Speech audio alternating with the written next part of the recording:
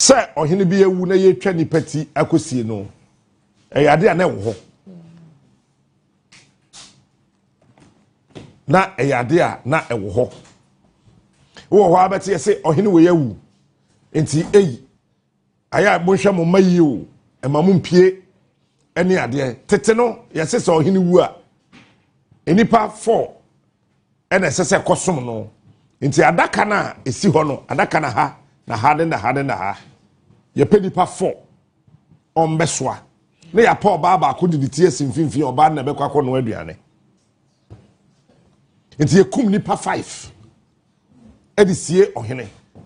Se oye mahina ni mu odu a ye de nipa nson na ne ko. Te 3 ewo bonkum 3 ewo nifa na oba ne hemfinfin se ono kwa a oba no aduane ama ohene no eni nipa na wo koja ohene ana se omo kwa akosom ohene no. The attempt say nyansa nim from the beginning and nyansa so ntimi mbam ebesi na ye jaye no. Nyansa nim if you say ye wuntimi nkum obi ansa obi edi hene. Enti na nyansa nim yen yesusa no wo ho ane abebo amane ye se ohene bi awu. Etefi samre kwe no abatan ya wo ho no mo hwe mo maye ana mpa kroba akomienu miensa bi ho a binima nipa yira fi so besi na o ma mafie na eno no abrafo na yesa adwuma na executionist no mo na yesa adwuma no ena ade a ehu pa na sese ye twa wuti ya mafia wo body no so ye nya nto o motam ko uni be bi o mo de ko ebi o ha o motam body na se bi afan se wo free baby books we ya won be ko be 2 3 5 towns ensuo bi wo ho a ye gya body na tum eti ya be hwehwe wachi ye hu ehwehwe wachi a so hini bi ewu eti ye kumobi ai ono na ekoso adaka no ye hu enu nti na nam so ba yensie ahemfo awia yesie wo manajo ena ba bia yesie ahemfo nso no se ye duru ase ye ho afanse studio ha ena ye sie ya yesie ahemfo a ye fra ho bam no so kra no nya obi a ne konna ne hu bi aje won a esese wo konna ne ho na eko tete pa na so hene wu na yesie na amena ne yetu ne mienu yetu kwa foma na yetu nchenchen no yetu nchenchen ni sei nti nchenchen no kura no so hene ne yo hene osopa itimi paki ni pa miensa tiwa ha ne ya paki ni pa miensa tiwa ha ne ya di nsia so asie no nti ye that chance wo calculate a yes 6 wase miensa wa ha 9 miensa wa ha 12 if you say oyo hene otiasene na so oso a ye wo de o man nsanom ye wo de o man aduane die ye wa ahenkwa okuta ne chiniye ye wa ahenkwa okuta afnate nanim eti sa ne man sa setup ni na ye yema wo and this eyade a na eye ekoso power kamam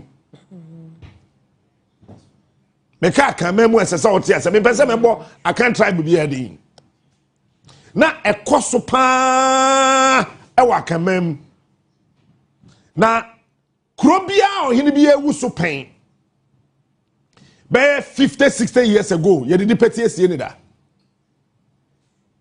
ye twetire na de uti no e de esisi won ye de adaka no esiso medical kacho na nyansa nim kra na nyansa so ntimi mamuda de ma ye yours sa na say me ye research no we copy a document bi so a German ni bi na troye ni di ni ntimi mmo na wa ha na so no di ni ma ya mi hubo aha na sa papa no de o pa kire de say ne research a obeye wo Ghana Nigeria Benin Togo Ivory Coast now tie nkro ni di ni ye Ghana Nigeria Benin Togo Ivory Coast sa 5 African countries we mu no e wo sa West Africa ha no ha no ye an investigation is ni ye pa na research ni ye. I mean, or title book the dangerous cultures in Africa.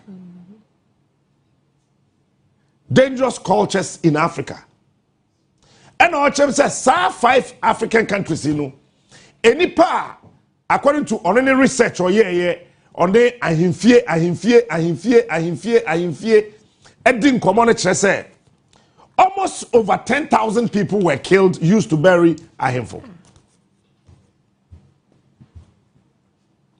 Says I will share the research now or any name put it together or throw ya. Maybe I can't say you. That's why I'm starting from this point.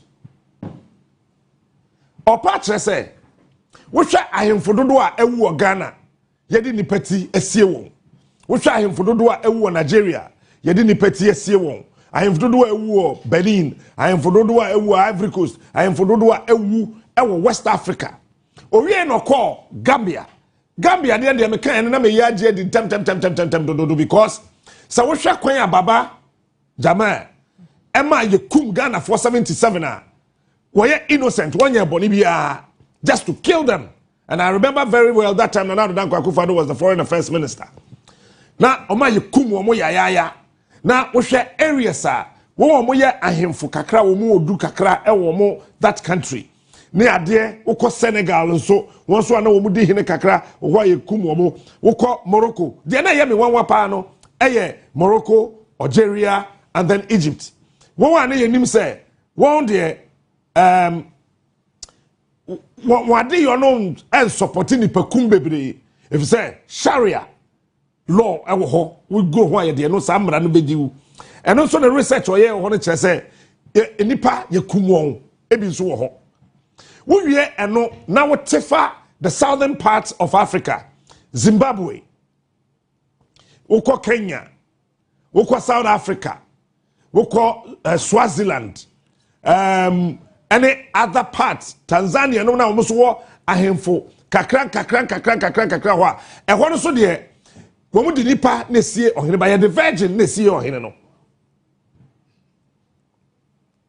e ho so wo mu the virgin ene sie ohene no it is away your ohene na wu a ye bisa ye ba abusua bia mu ne yenim de oye virgin it is Swaziland to be specific no ohene no shada nim abusua bia mu virgin a owom na watimi aware bi wo aka no mote wo twen se na be ye ohene bi wu a ye de uti be kwa kosie no sa wo ye virgin cause ye say ohene mfa fi enko amenem. Now emani nya won say Ghana nko na Africa nko na wo Emra wo hwe se nipa ede wo wura tumidie ne asom ahodo mu no the 33 degrees one more for no 34 degrees one more 31 29 one nyina na abrofo no nso Wakwaya wokum nipa and yes sacrifice answer yesie ohene. So the king of Belgium owuwo Antiopa omotam no free ho ede no ebese eko onkro ba kwikro mo de call once omuse na forgotten the name and somebody they call to say no they had to sacrifice about 27 people. This is somewhere in the 16th and the 17th. So they were doing it.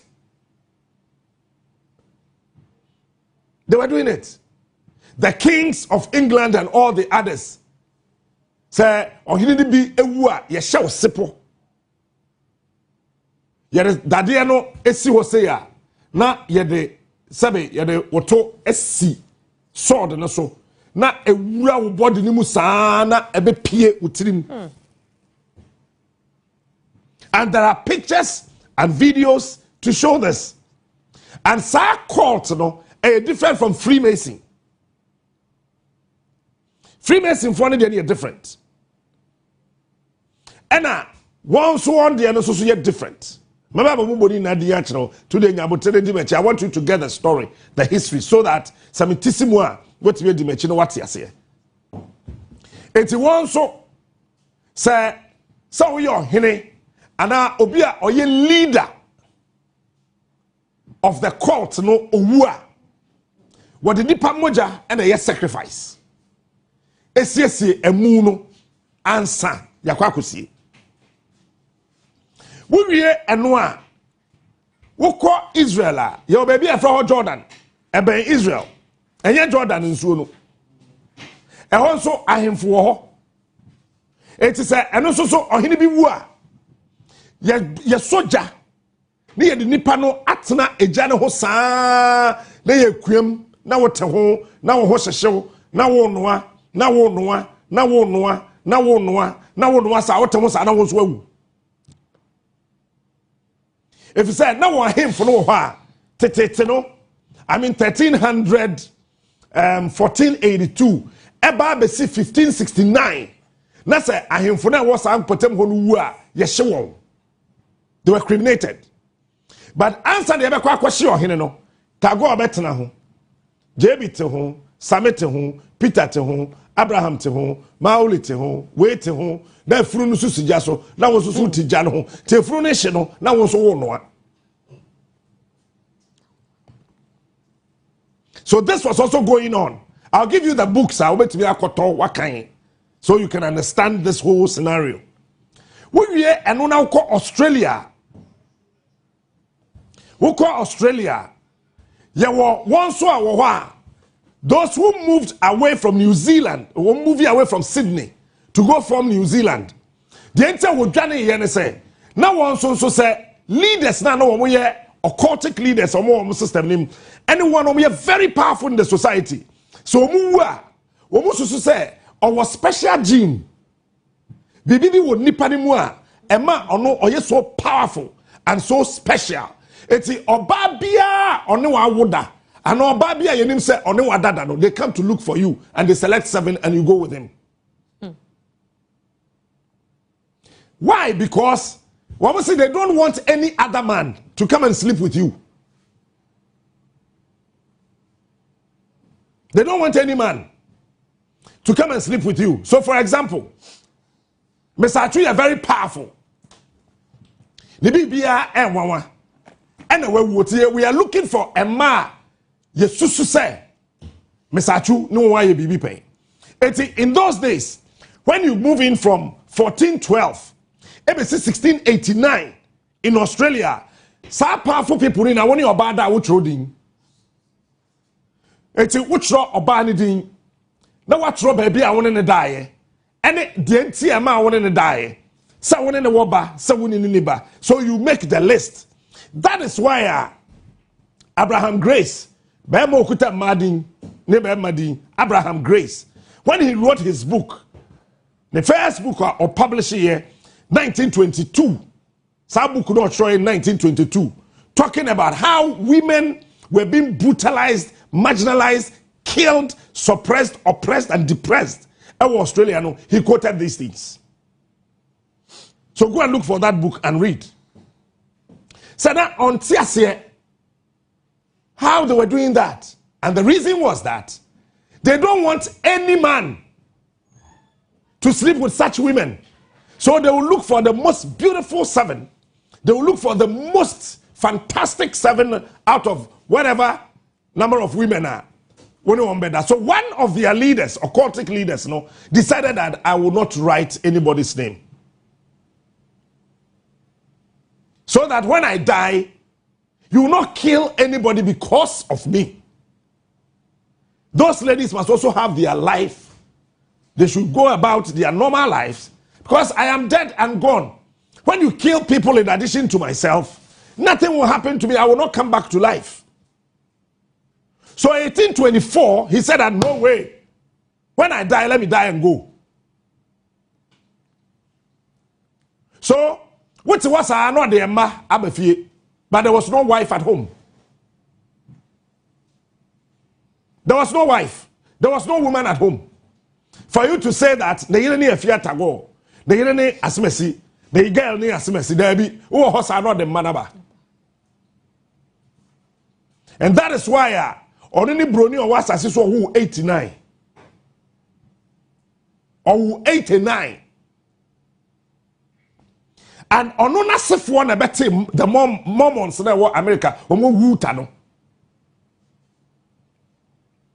So when you get his book, Grace from Above, written by Leslie Grant. What kind of book now do page 89 it will tell you the story, how he moved the history, and now we have the moments. So as a result, they also decided that they brought fita by worry more than 2. It took America say see ya me no kase ya. Why do you say before kwan worry me no worry me ansa? Go to Utah. Moments no be share bro ni na yere mo ya 4. Wa worry wo mo wa ye obi ahwa de fine.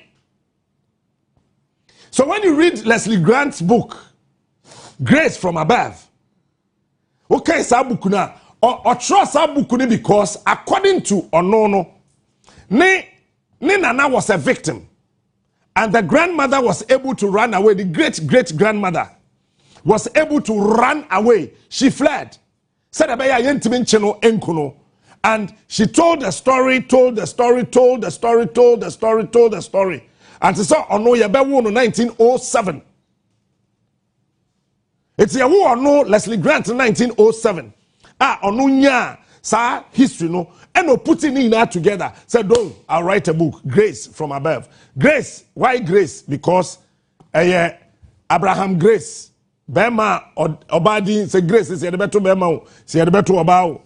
And a fay, Nena Nanswa, or no so Yentimi and Yano and Kuno because otimi edwane ye ohene no e ma ne dwane ye because ohene na ka say ye ma owu a me mfa obia ensie no enka ne ho enti say ono wawu na obekwa a oba wo munim pa say na oye ne nkwala abrem girlfriend. Now watch this, that king oni oba da no 9 years oyebroni oji mfie nkuru no twempena. And so it was obvious, say we are. But Okobona mane, as to how he got to know Semibewu, Timefia Janino, and only God knows. And Okobona mane say, Oshesedi and Hotiana, Enche Obewu. Eti Jane. Pebebi Fautifa. Ba uko dru baby a uko bia. Be me bia obehia no kwamu bia ware no. On pen kura pedo na ye hu sa wo kunu so that say ye be hu na ye adu say ye chill by force be ma no be protectable. And then she also left, and that is how Leslie Grant wrote this book. Now what they are not to nchen China so dey kum ni papa the Buddhists. So the long story short, say penny bi ewu, a very powerful person bi ewu. Na ye kum nipa na ye normal the whole world. The whole world, every part of the corner of this world, ye kum nipa. There's this man. Now, need to say Russia former president to be now Russia president to be a friend of Mikhail Gorbachev. But there's this Russian archaeologist, or the men's, you know, you spell no M-A-E-N-N-S, Men's Gorbachev. He's one of the world's top-notch archaeologists. So he decided that ahemfo ne powerful people. Yes, woman nyina no. Say oti baby a won na wo baby a ye bo amena de wo to ya na wakotu na de ho no person hu what actually is happening in the grave. A person hu adekuna e ho amenanim. Some of the books that he wrote, The Ben's Grave, this book, The Ben's Grave. So okay, or say, this is what made me believe that there is God. This is what made me believe that there is God. Because no king was buried with chains. No king, no powerful person as of that time was buried with chains. And out of 27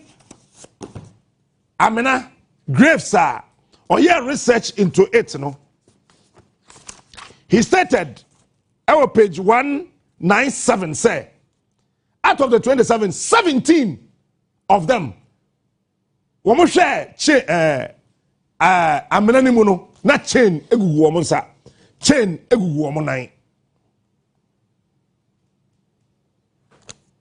Ono man explanation and say, "Eye boni na wɔn adi." It's even asamado there was punishment for them. And research at Chewa Ghana and I have followed suit. My hinibia owu ya yekum nipa this year and the first one abra boy basa. For any two from Shokro Mahino wu ya na. Yes, I didn't pass no. She had the first child. When abrabo. So this man, Mens Gorbachev, the book titled The Graveyard. Actually say, even though Yadriye say, uwa nasa, say no uwa na nsan. If you say you kum nipa disie wa, you punish you ewa asamado. Sa punishment ni sia eba bonten eba attack your first child. Whether so your ba and I say oye bema no, sa ewudie na yedi sie wo no. Oye broni o. Broni ko. Ana troye. Eba be kan epraw ediwewu. Or say most of the ahindia ewo wiase nyina no, he still believed that the black kingdoms are still powerful than the white kingdoms.